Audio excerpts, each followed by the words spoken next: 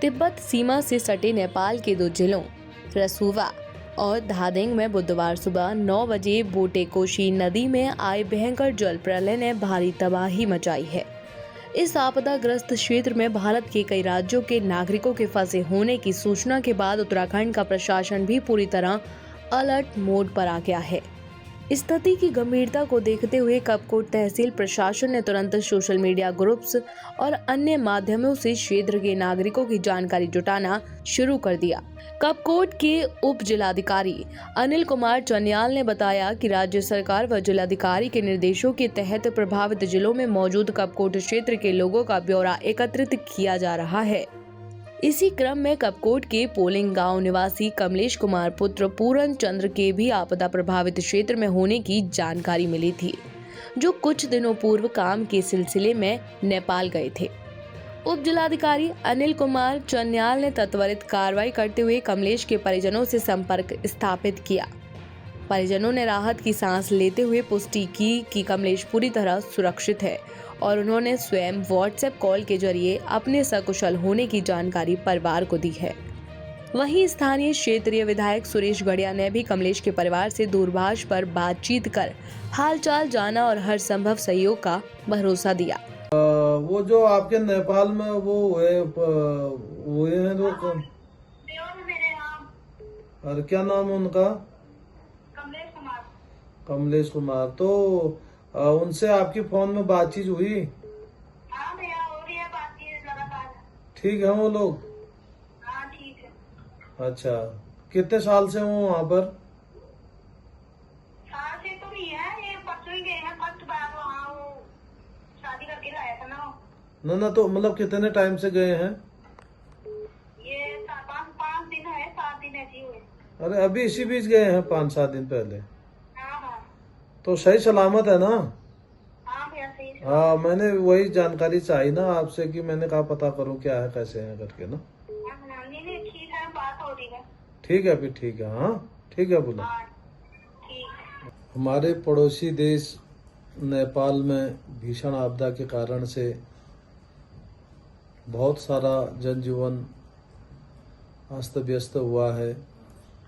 उसी में मेरी विधानसभा कपकोट के पोलिंग गांव के कमलेश कुमार आज से 1-1.5 हफ्ते पहले नेपाल गए थे और जिस जिले में ये भीषण आपदा आई है नेपाल के रसुवा जिले में, तो हमने उनके परिवार के लोगों से सूचना मिली है कि वो सही सलामत हैं।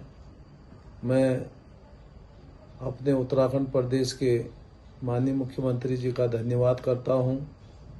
अपने उत्तराखंड सरकार के सभी अधिकारियों के साथ जिलाधिकारी बागेश्वर, उप जिलाधिकारी कपकोट का भी धन्यवाद करता हूं कि उन्होंने बहुत संवेदनशील इस मामले को बहुत गहनता के साथ पता करने में अपनी महत्वपूर्ण भूमिका निभाई और हमने सभी अधिकारियों को निर्देशित किया था कि हमारे जिले से, मेरी विधानसभा से जितने भी हमारे पड़ोसी देश नेपाल और हमारे धारचूला और उस इलाके से लगे हुए जो हमारे कस्बे हैं, उन जगहों पर पता करने के साथ हमारे जो कपकोट विधानसभा के रहने वाले लोग हैं वो कहाँ कहाँ पर हैं और सही सलामत हैं।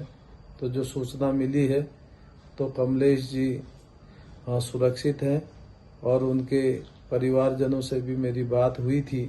तो इसलिए मैं प्रशासन के सभी अधिकारियों का धन्यवाद करता हूं और नेपाल में आई इस भीषण आपदा में जो लोग हमारे बीच में नहीं रहे उनको सच्ची श्रद्धांजलि अर्पित करता हूँ।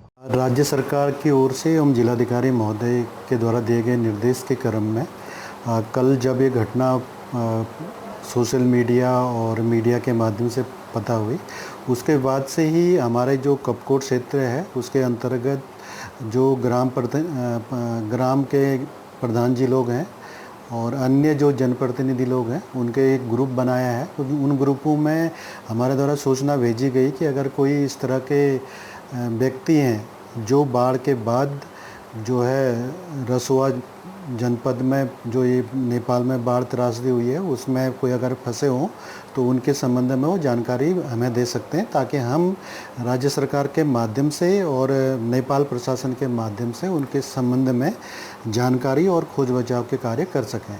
तो इसी संबंध में जो जानकारी ली गई, जानकारी लेने के बाद पोलिंग के कमलेश कुमार सनौपूरन चंद वो इसी एरिया में थे, परंतु इनके माता पिता जी की इनसे बात हो चुकी है और ये सुरक्षित हैं। और अन्य कपकोट क्षेत्र अंतर्गत कोई भी ऐसे व्यक्ति नहीं है जो उक्त बाढ़ क्षेत्र में फंसे हुए हैं। यदि कोई इस तरह अगर कोई वहाँ पर अगर नेपाल में होगा तो किस तरह से सूचना आपको करेगा, किस माध्यम से सूचना करेगा आपको? यदि कोई व्यक्ति नेपाल में है तो उसके लिए जो राज्य सरकार है, भारत सरकार है, हमारा जिले का आपदा प्रबंधन का जो कंट्रोल रूम है, उनके द्वारा जो हेल्पलाइन है, नंबर है, उनको फ्लैश किया गया है, उसका प्रचार प्रसार किया गया है। और साथ ही जो हमारा 1077 जो फ्री कॉल जिसमें होती है उसमें भी लोग कॉल करके जानकारी दे सकते हैं और उसके बाद अपने परिजनों के संबंध में जानकारी प्राप्त कर सकते हैं।